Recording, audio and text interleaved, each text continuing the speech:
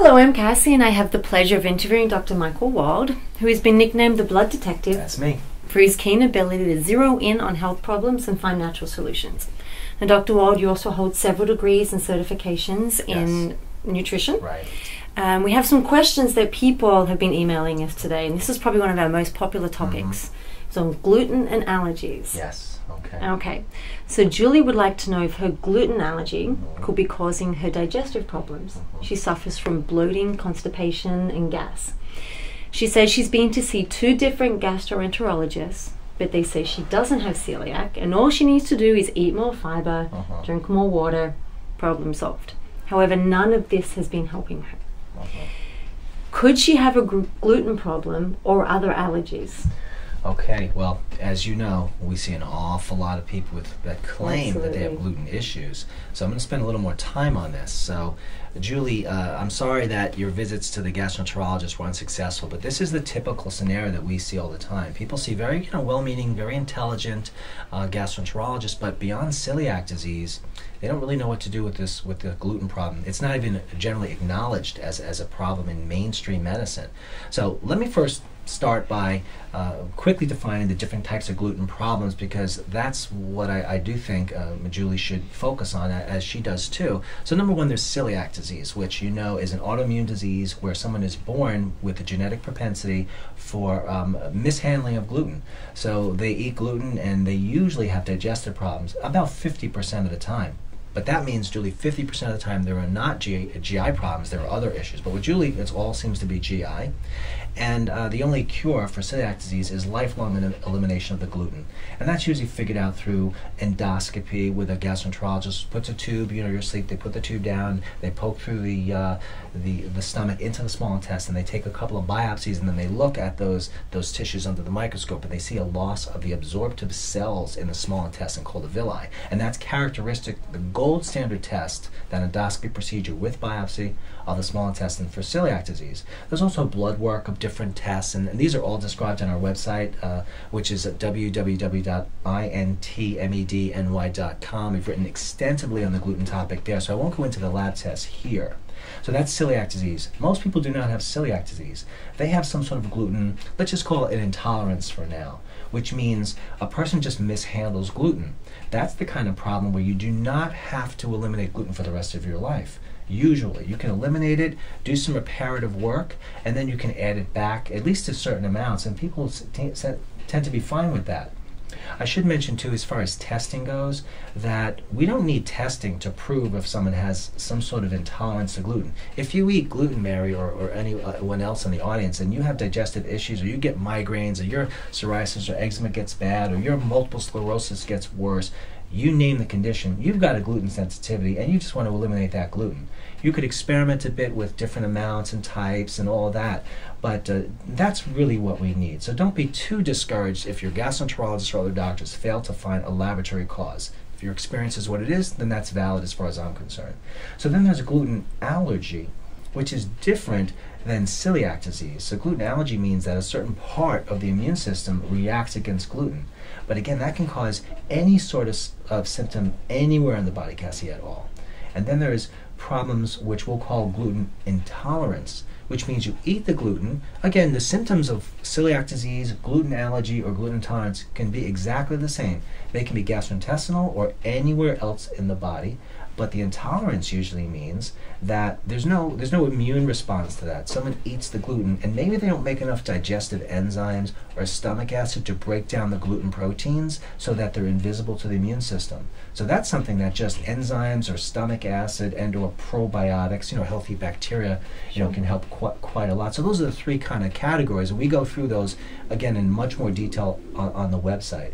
So I think with Julie here, yes, and her question here is, the fiber is nice, but the fiber shouldn't be gluten. So we wouldn't want to, be feeding that fire. The advice you're given is, again, I mentioned, pretty typical. So your question is, could this be, allergies? So yes, as I mentioned, you can have a gluten allergy. The test for that is Glutton, IgE, IgG. and IgA. So those are the things that you can test on blood work. But again, if the tests are negative, if they're normal, doesn't matter, just eliminate it. Some people find that they could tolerate gluten better if they eat less of it, or they chew it for longer, because then you break down the particles. By the time it reaches the stomach, it's much easier to break down fully. But if a person eats stomach acid or a digestive enzyme that I just mentioned, you're breaking it down even further, and that could remedy the problem right there. Now, I'm assuming you have supplements within the blood detective line that... Yeah, the blood detective nutritional companies and other companies, make digestive enzymes and stomach acids. So these shouldn't be just taken by anyone, and they also shouldn't be taken forever. If you take digestive enzymes for long periods of time, like several months or several years, you can actually reduce your body's production of enzymes. So everything has its place and has its time, but that's something that is very simple to try, and it certainly can't hurt. Stomach acid, I would suggest that you don't experiment with that on your own. Stomach acid is real stomach acid. You can hurt yourself. So you want to train a nutritional professional that knows how to use stomach acid. You usually start with smaller doses with meals, and then you build up to larger doses, and it could be remarkable, the health improvements by increasing one's tolerance to gluten. And then there's always just eliminating it. I should probably speak a couple moments about why we're seeing this gluten problem. Well, no one knows for sure, but we're seeing more and more gluten intolerance. I'll just say intolerance for now. That could mean allergy or just somewhere that someone doesn't manage gluten. I think one of the main reasons is just from an evolutionary point of view, Cassie. We haven't been eating gluten for 2.5 million years, the amount of time that human beings have evolved. We've been eating gluten products about 10,000 years. That is no time in the span of evolution, what I call the blink of an evolutionary eye. We've had no time to genetically compensate for this essentially new food.